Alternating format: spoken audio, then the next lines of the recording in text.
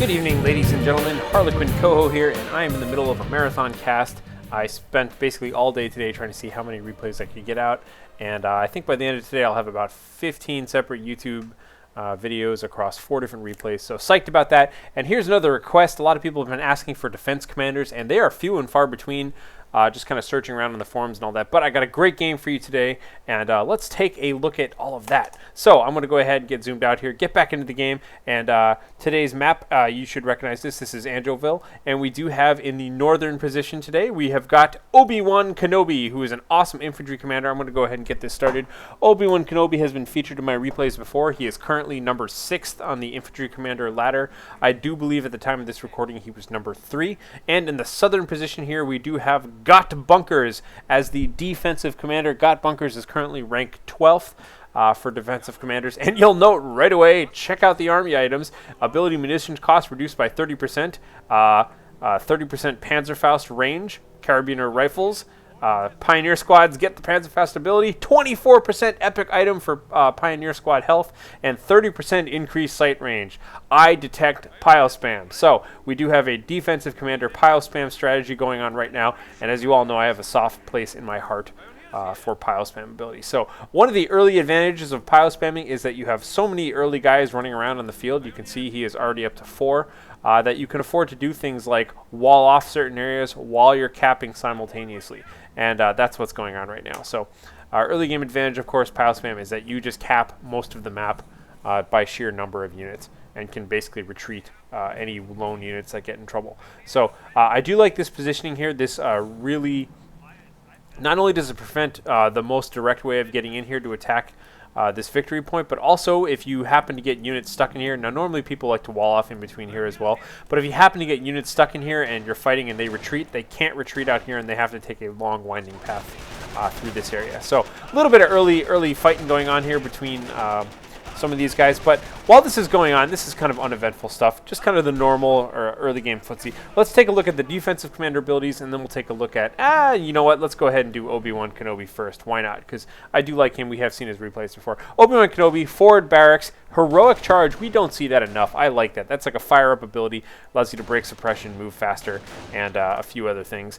And accuracy, reload time, that sort of thing. And we do have camouflage, artillery strike, and off-map reinforcements. You will note he does not have any sort of infantry attrition. And check it out, these guys were just trying to sneak away, and no, they cannot. They are totally stuck in here, and instead they decide to get inside the building. So that's Obiwankenobi's abilities. Let's take a look at GotBunkers. We've got a little bit of skirmishing going on here. GotBunkers has got entrenched position, which activates around a given region on the map. Gives everybody a bunch of defenses. Basically, while they're stationary, they get better accuracy, and it makes them harder to hit. Contracted reinforcements. These guys can build bunkers with machine guns already in them, and medic bunkers, and they can build a flak 88. Lots of cool stuff there. For the Fatherland ability, basically gives them a little bit more armor, hit point regen, that's kind of stuff. And recoup losses and reactive artillery. Recoup losses gives you money when your men die. Reactive artillery, good artillery just for a little bit of extra punch. So Wilson's Rifleman, complete with Bazooka Joe, moving around on the field here. And let's take a look here. Oh my god, in the time that it took me to say that, I'm going to go ahead and pause. We have 1, 2, 3, 4, 5, 6, 7, 8, 9, 10 separate Pioneer squads out on the battlefield. So one important thing to note, I'm going to just get a quick glance at the map here, is that when you're doing piospam abilities, for the most part, you want to have 1 or 2 big blobs of troops, and then the rest of your guys kind of meandering about capping stuff. And you can see that's exactly what we've got going on here. Right now on the right-hand side of the map, we have kind of congealed into one large blob, and these guys are able to put significant pressure on Wilson's Riflemen. And across the rest of the map, you've got guys just kind of out and about capping. And, you know, that's kind of the most effective way. Now, the first thing that you want to do for for piospam is you want to get as much munitions as you possibly can. And that's exactly what he's trying to get going right now. You can see that he's spending his munitions. Somebody in this squad is hopefully getting a flamethrower upgrade. Let's see, where is it going to be? Here, this guy is getting his flamethrower upgrade right now. You want flamethrowers early, and often. Note, by the way, this is his Kampfkraft Center is going up right now. Kampfkraft Center, after about 4, 8, 9, 10 different guys. It looks like he just lost one squad, but plenty more where that came from. One thing I noted about this Pioneer spamming build is that it's very fluid. He actually really transitions well into it. He basically completes his Kampfkraft Center and then just goes right into upgrades nonstop. So Gladiator Rifleman getting a little ambitious and coming out here, but no, Flamethrower upgrade is completed. Throwing a hand grenade right at the Flamethrower guys, kind of missing them a little bit. Oh, takes a single casualty. But these flamethrowers are very effective. In case you guys weren't aware, Gladiator Riflemen have what's known as Elite Armor, and Elite Armor does take bonus damage from fire. Basically, it's better against every other type of damage, but not fire. Looking around the map, we've got some random sporadic capping going on. Front capping, side capping, just capping all over the place.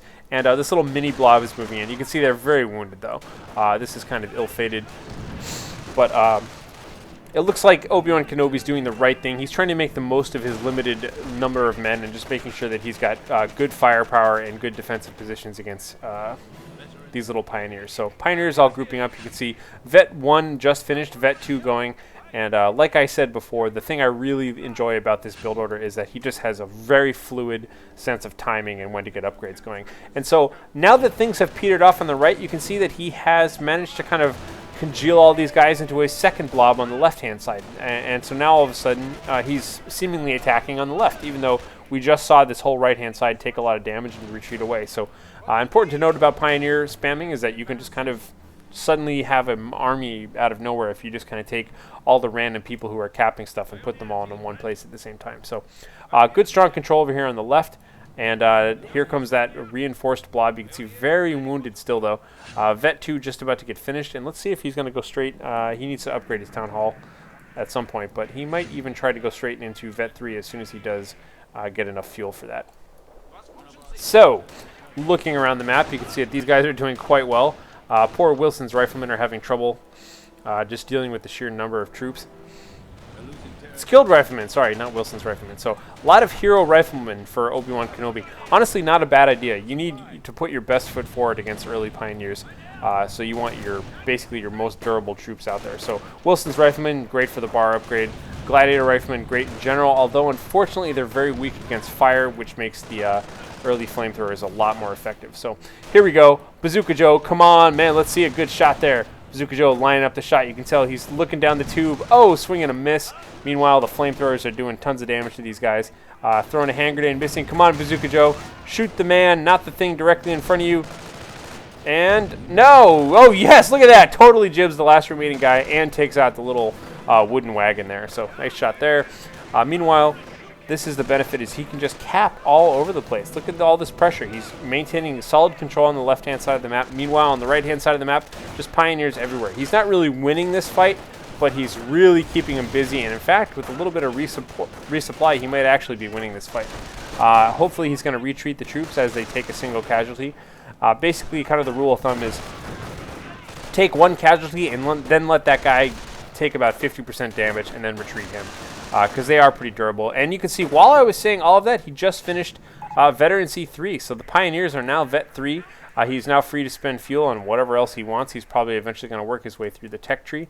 But we'll have to see what sort of things he has in mind here. So the remnants of Wilson's Riflemen now moving up. It is basically the bar guy and the Bazooka Joe are just kind of hanging out, trying to cap this point. Fortunately, they're going to get flooded. You can see... And I'm kind of curious to see what's going on here. These guys are kind of trying to sneak in. One odd thing about this bunker placement, this barracks placement, is that you can kind of take cover behind it. I do like the fact that he put it there. In general, putting a barracks in the very front of your base is good. It helps with resupply. But you can kind of see there are just Pioneers everywhere. That's what you would expect from piospam. So some pretty effective piospam here. And this is kind of cute. I don't really think it works too well in this case, but a lot of times you see allied players get an early Greyhound out and then try and mine the opponent's base. And here we have the exact reverse situation. GotBunkers is trying to lay a mine in front of the Greyhound before it comes out, but you can see he just doesn't have the time to get it finished before he takes too many casualties from these engineers. And so he retreats. Will he make it? It looks like he just barely gets out of there. Meanwhile, on the right-hand side, we do have the flamethrowers moving on. I'm guessing those were skilled riflemen. And it looks like double flamethrower. Going to chase them all away while the remaining Pioneer caps that point.